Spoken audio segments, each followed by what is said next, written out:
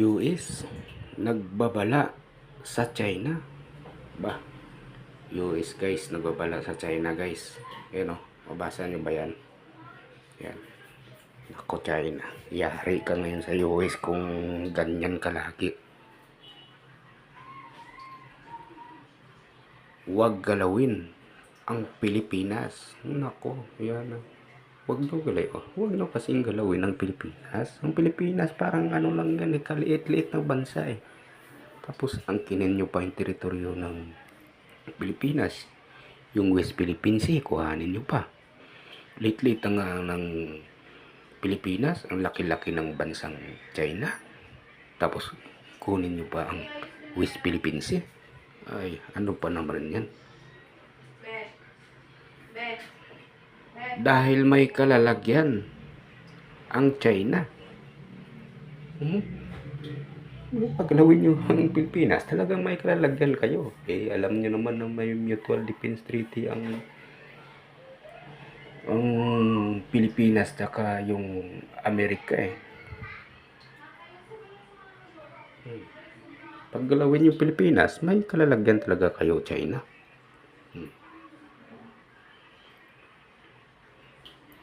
Pag ginalaw ang Pilipinas, pag ginalawang ko ang Pilipinas, yari talaga kayo.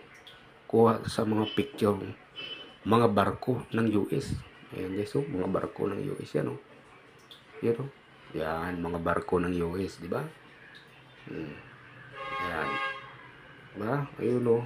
Yan, mga barko ng US yan. Diba? Yan.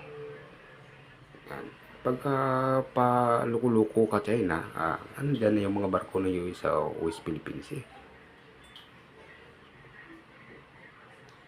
Sa loob ng West Philippines Sea. Sa loob na ng West Philippines Sea, mga barko guys. Naku. Putik. Yari tayo dyan. Yari kayo China. Sige. Sige pa. Kunti lang. Magalit sa iyo si Amerika. Bahala kayo. Ang mga dambuhalang barko ng Amerika. Mga dambuhalang barko ng Amerika nasa West Philippines na guys. Nako. Dali talaga to China. Sus China. Ano bang pinagagawa nyo sa buhay mo? Xi Jinping. Hindi ka na nakuntinto sa teritoryo mo, laki-laki na eh. Higante versus langgam. Kuhanin nyo pang karagatan ng Pilipinas. Ano ba yan? Dapat doon lang kayo sa South China Sea nyo. Kaya dito naman kami sa West Philippine Sea namin. Sige China, subukan nyo ang US para malaman nyo.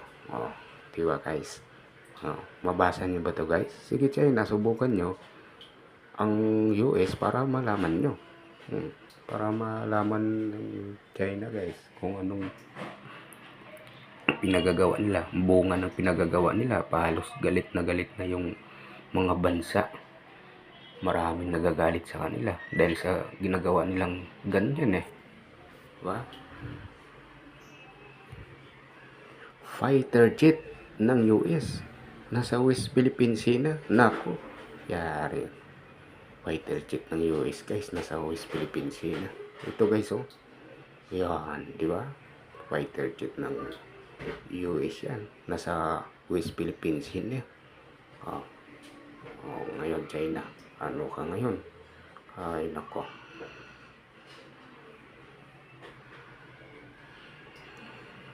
Ganyan ang US sa mga kaalyado nila. Ganyan talaga ang US guys sa kaalyado nila. Lalo na kailangan nila Pilipinas dahil ang Pilipinas nagsisilbing bakod dyan sa kanila eh. Bakod na yan ng US eh. Dyan sa karagatan. Kasi gustong kuhanin ng China ng buong ano na yan eh. Buong karagatan eh. Lahat yan. May mga teritoryo dyan ng Pilipinas, Vietnam, at iba pa. Mayroon dyan silang karagatan.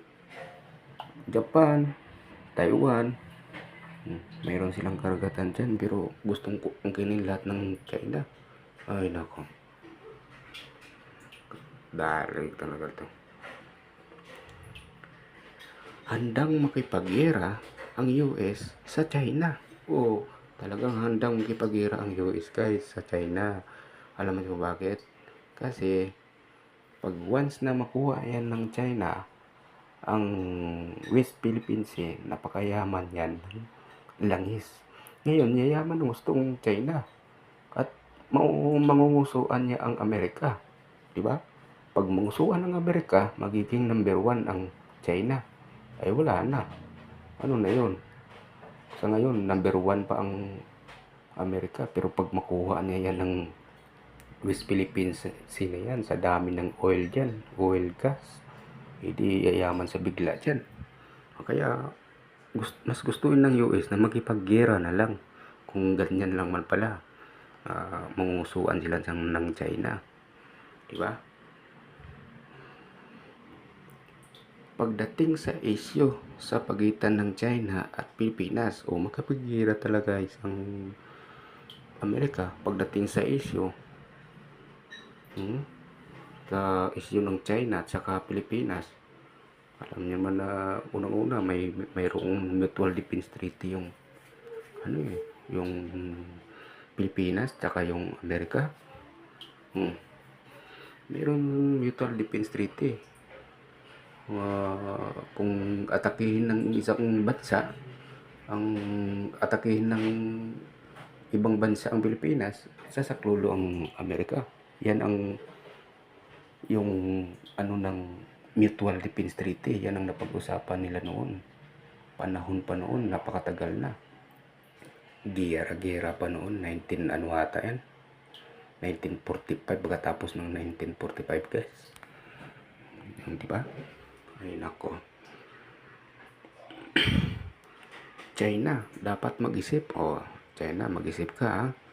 Kasi kung hindi nyo pinag-isipan yan parang hindi nyo pinag-isipan pinagbubumba nyo yung Philippine Coast Guard. Binubumba nyo. Parang hindi nyo pinag-isipan Siyempre hindi lalaban yung Philippine Coast Guard sa dami, sa ano pa naman sa dami ng mga barko nyo dyan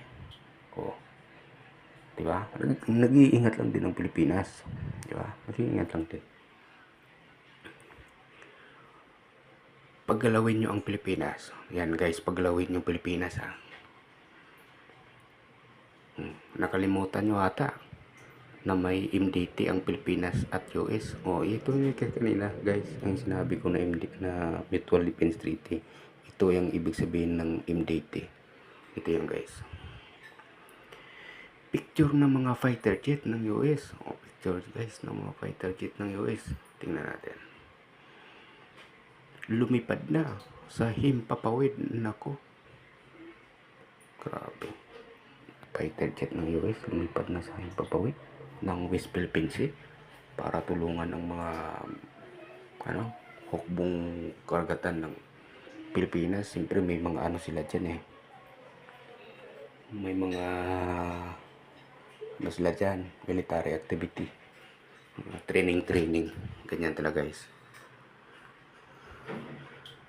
At nagpapatrolya na sa West Philippine Sea mga barkong pandigma ng Amerika guys, nagpapatrolya na daw sa West Philippine Sea. Ako delikado na to. Dapat China, mag-isip-isip ka. Negosyo na lang tayo ng taho.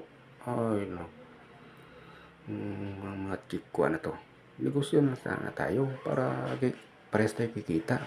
Kung gusto nyo ng langis dyan sa West Philippines dapat usapin nyo Pilipinas. Kung depende sa usapan nyo, kung hati-hati ganun lang sa pagira-gira pa kayo para tulungan ang Pilipinas. Ito guys, ng Amerika lumipad na sa Himpapawid kasi tutulungan ang Pilipinas, di ba? Tulungan ng Pilipinas, tulungan talaga ng Amerika ang Pilipinas Kalyado nila yan eh. Tsaka may mga base militar sila dito sa Pilipinas. Sa bully ng China, o tutulungan ng Amerika ang Pilipinas guys dahil sa binubuli tayo ng China. O, di ba? O, tingnan mo barko, ano yan o? Ano na yan guys? Kita niyo yan? Yan, mga aeroplano yan, oh. Mga aeroplanong pandigma nakasakay sa barko ng Amerika. US carrier. Yan, oh. Yan, oh. Lumilipad pa yan, oh. Yan, di ba? Lumilipad. Oh. Ganyan. Mga picture. Oh, ito guys, mga picture. Mga picture to. Mga picture ng mga barko. Mga picture ng mga barko guys. Mga picture ng mga barko. Barko na may karga na fighter jet. Oh, fighter jet to lumilipad oh. Ba? Oh. Kapi naman. Dito tayo. At mga kagamitang pandigma ng Amerika. Aba, kagamitang pandigma dala-dala nito ng mga barko guys. Mga jet fighter. Kasi mag-military exercise sila dyan eh. Tsaka may base militar sila dito sa Pilipinas eh. Diba guys?